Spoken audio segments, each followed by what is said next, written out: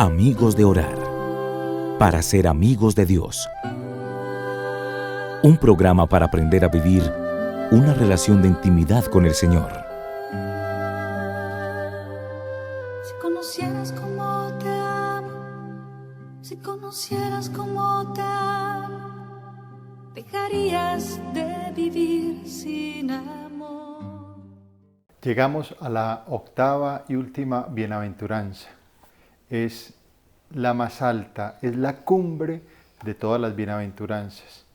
Dichosos, felices, bienaventurados los perseguidos por causa de la justicia, porque de ellos es el reino de los cielos. Reino de los cielos que aparece en la primera bienaventuranza, con los pobres de espíritu, es decir, la elección voluntaria de la pobreza. Y esta última también, porque ellos es el reino de los cielos. A causa de la justicia, dikaiosine, también aparece en la cuarta bienaventuranza, los que tienen hambre y sed de justicia. Es decir, de la cuarta a la octava bienaventuranza también se da como un bloque con unas características especiales. Aquí hay que resaltar entonces la firmeza en la fe, la fidelidad amorosa al Señor a pesar de la persecución. En este tiempo de Pascua hay un dato que de verdad es impresionante y lo constata la historia. Ninguna persona en el mundo ha sido tan amada como la persona de Jesús. Nadie absolutamente. Conocemos gente venerada, seguida, conocida por sus escritos y demás, pero nadie, absolutamente nadie en el mundo, en la historia del hombre, ha sido tan amada como la persona de Jesús. Y nadie en el mundo ha recibido tanto amor hasta dar la vida. Baste pensar, por ejemplo, el siglo pasado es el siglo de mayores mártires de la Iglesia en toda la historia de la cristiandad. Se habla de 45 millones de mártires, hombres y mujeres, que por amor a Jesús han derramado su sangre, han dado la vida. Ya decía Tertuliano, sangre de mártires, semilla de cristianos. Y lo decía Jesús, Juan 15:20, si me han perseguido a mí, también los perseguirán a ustedes. Desde niño Jesús fue perseguido por Herodes, hasta el final, en el momento de la cruz, sufrió persecución. Ya en el Antiguo Testamento se dan también testimonios de persecución. Recordemos, por ejemplo, el profeta Elías, perseguido por la reina Jezabel. También Amós fue detenido en el santuario de Betel por exigir la justicia para los pobres y marginados. Sobresalen también el profeta Jeremías, a quien tratan de asesinar por acallar la voz que les incomoda. En la época de los Macabeos encontramos el martirio de la madre y sus 7 hijos, que condenados por el rey Antíoco dan muestras de un coraje y una fidelidad en la fe. Ellos repetían a menudo, preferimos morir antes que pecar.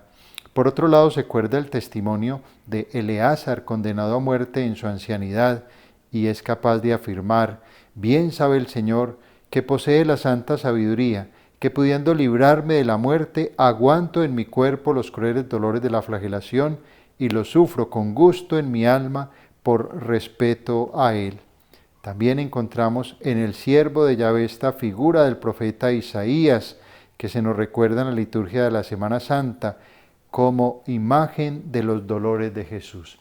Ahí tenemos toda una gama de testimonios en la Sagrada Escritura de persecución.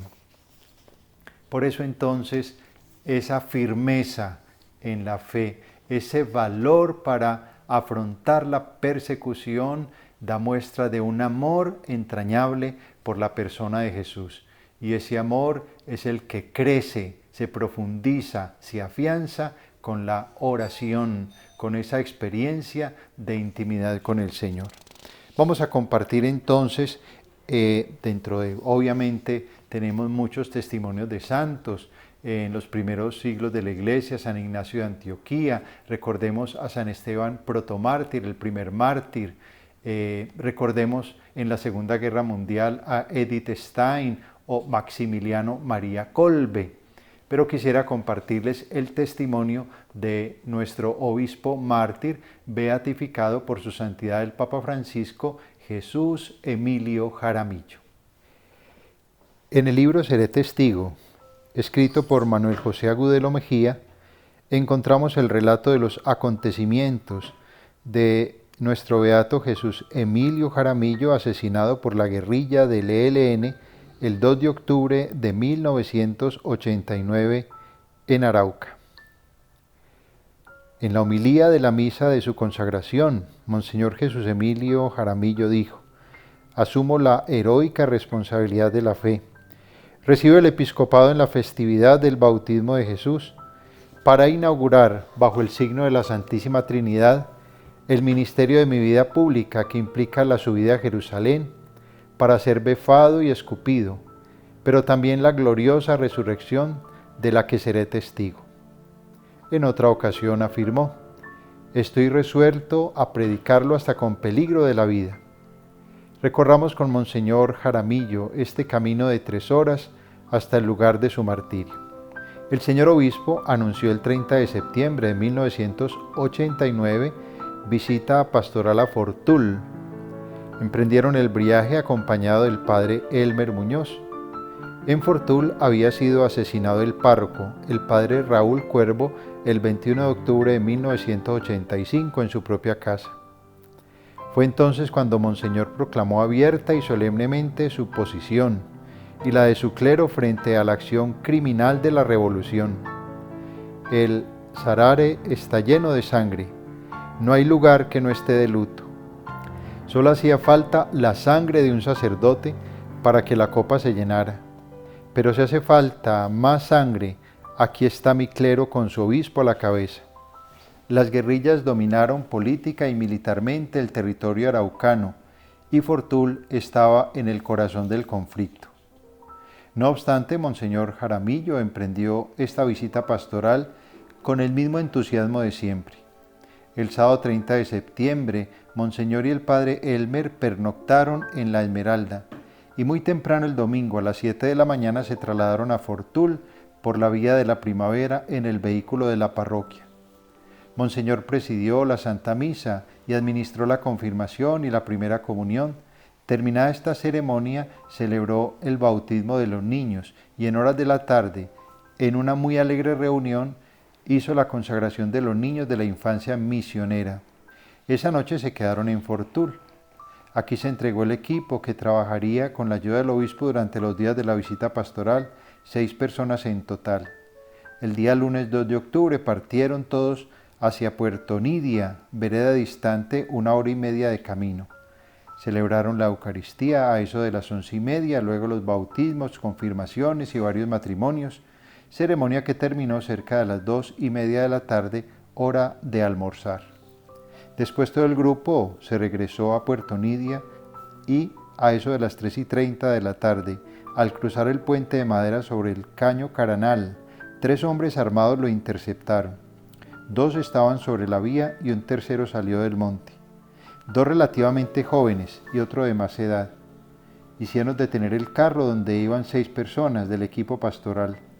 Entonces preguntaron: «¿Quién es Jesús Emilio Jaramillo?». Monseñor respondió: «Soy yo, a sus órdenes». Luego dijeron a Monseñor: «Queda secuestrado». Hicieron subir al carro al padre Elmer para conducir. Y a los demás les dijeron: «Ustedes se quedan aquí». Al señor obispo lo hicieron subir en el asiento trasero en medio de 2 secuestradores. El tercero subió adelante a la derecha del conductor. El padre Elmer les preguntó: «¿Ustedes creen en Dios?». Uno de ellos respondió: «Mi Dios es esto que tengo en mis manos». Era el fusil. Dijo Monseñor: «Nosotros queremos es el bien de todos. Las armas no son la solución de los problemas. Pero si puedo servir de mediador, y lo hago porque es mi deber». Por el espejo retrovisor el padre Elmer vio que Monseñor llevaba el rosario en las manos e iba rezando. Pasaron por Santa Isabel y un poco más adelante dieron orden de detener el carro. «Apague el carro y bájese». Monseñor bajó del carro y les dijo: «Yo soy un anciano, yo ya estoy en las manos de Dios. No le vayan a hacer nada a él», se refería al padre Elmer. 2 secuestradores se retiraron un poco para hablar a solas mientras el otro montaba guardia. Entonces Monseñor Jaramillo y el padre Hermes aprovecharon el momento para hacer una oración y celebraron mutuamente el sacramento de la reconciliación. Al padre Elmer le ordenaron regresara por donde había venido, y el padre respondió: «Yo no me voy sin Monseñor, me quedo con él». Los secuestradores le respondieron: «Usted se va». Discutieron y finalmente amenazaron al padre. El señor obispo entonces le pidió: «Por obediencia, váyase, para que no compliquemos las cosas. Pongámonos en la presencia del Señor y que se haga su voluntad». El padre Elmer insistió: «Yo me quedo por acá, cerca, mientras ustedes hablan con él. Me avisan y regreso a recogerlos». «Hermanos, por Dios, ustedes no le vayan a hacer nada a Monseñor. Él es un santo, él no le hace mal a nadie».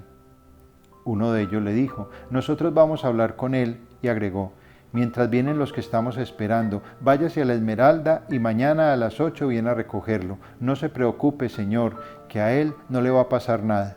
Empezaba la noche, eran eso de las 6 de la tarde. El padre Elmer se retiró. Horas de amargura para el señor obispo, pero sostenido por su fe y la esperanza en su amado Jesús, por quien daría la vida para cumplir en su cuerpo lo que debía sumar a la pasión del Redentor para la salvación de los hermanos.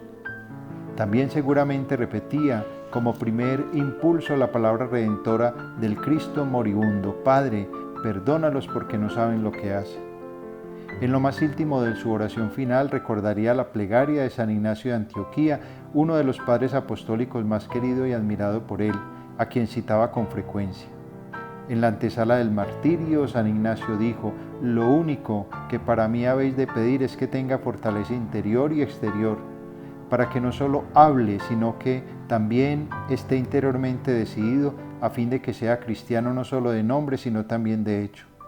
Lo que necesita el cristiano cuando es odiado por el mundo no son palabras persuasivas, sino grandeza de alma. Qué solemne momento ante el cual lo mejor es callar, adorar y contemplar. La hora señalada por el Padre para el encuentro definitivo al fin llegó. Un Toyota Samurai pasó vertiginoso llegando al sitio donde lo esperaban los sicarios con Monseñor. Este carro apagó las luces y estuvo allí durante unos 10 minutos, durante los cuales se oyeron los disparos del ajusticiamiento. Luego encendió las luces y regresó por donde había venido. El señor obispo quedó tendido en el suelo a la orilla de la carretera. Los asesinos lo colocaron en posición boca arriba y con las manos extendidas en forma de cruz después de haberlo masacrado. Tomaron el reloj y el anillo pastoral y lo abandonaron a la intemperie. Abordaron el carro y huyeron rápidamente. Los vecinos más cercanos, que vivían a unos 60 metros donde mataron a Monseñor, al oír los disparos salieron y observaron cuando el samurái pasó, se detuvo, apagó las luces, esperó unos 10 minutos, prendió nuevamente las luces y regresó. Oyeron los disparos y antes el gemido de una persona que se quejaba. El rito macabro del magnicidio apenas se podría reconstruir con la imaginación, porque no fue la muerte de Monseñor Jaramillo con un tiro de gracia. Antes se le hizo sufrir hasta proferir un grito de angustia y luego de frente y a quemarropa le propiciaron los disparos. El aspecto que presentaba el cadáver acribillado muestra claramente la sevicia, la fría criminalidad y la barbarie de los verdugos. Los que fueron testigos más de 18 años de la vida y obra de Monseñor descalificaron las causas del ajusticiamiento y ni siquiera imaginaron este espectáculo irracional que pudiera protagonizar la guerrilla colombiana, con total ausencia de fe, con total respeto por la persona humana, con total rechazo por las comunidades pobres que dicen defender y con una total ausencia de sentido de humanidad. Monseñor Jesús Emilio Jaramillo fue beatificado por el Papa Francisco junto con el sacerdote de Armero, Pedro María Ramírez Ramos, el 8 de septiembre de 2017 en Villavicencio, en su visita pastoral a Colombia. El sufrimiento por Cristo testimonia la fe total en fidelidad de Dios, manifiesta con fuerza la esperanza de la resurrección y de la vida eterna. Es la expresión del mayor amor, indicando así que se puede amar a Dios más que la propia vida. Es amar hasta el extremo como Jesús. Habiendo amado a los suyos que estaban en el mundo, los amó hasta el extremo. El amor por Jesús. Ya lo decía San Pablo, ¿quién nos separará del amor de Cristo? la tribulación, la angustia, la persecución, el hambre, la desnudez, los peligros, la espada. Estamos destinados como ovejas al matadero, pero Dios que nos ama hará que salgamos victoriosos de todas estas pruebas. Y estoy seguro que ni vida, ni muerte, ni ángeles, ni otras fuerzas sobrenaturales, ni lo presente, ni lo futuro, ni poderes de cualquier clase, ni lo de arriba, ni lo de abajo, ni cualquier otra criatura podrá separarnos del amor de Dios manifestado en Cristo Jesús, Señor nuestro. Ni el martirio ni la muerte podrán separarnos de Jesús. Es ese amor grande, dar la vida por el Maestro, de la misma manera que Él dio su vida por nosotros.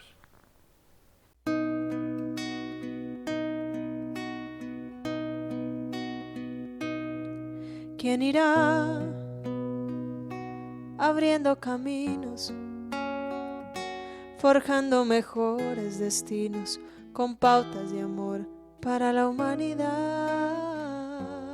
¿Quién dirá? Asumo ese reto, me entrego completo y me uno a la causa de Dios que cambia el corazón. ¿Quién irá a esos hombres tan desesperados? ¿Quién irá a esos matrimonios acabados? O a ese niño que está solo y sin hogar, esperando que alguien le ame. Hombres de valor, necesita Dios. Hombres de valor, esforzados. Hombres de valor, que cumplan promesas, que sigan la ruta trazada con la mirada en su Salvador. Oración de San Ignacio de Antioquía. Señor, queremos interceder por el resto de los hombres, para que haya en ellos esperanza de arrepentimiento, para que todos lleguen a ti, Señor.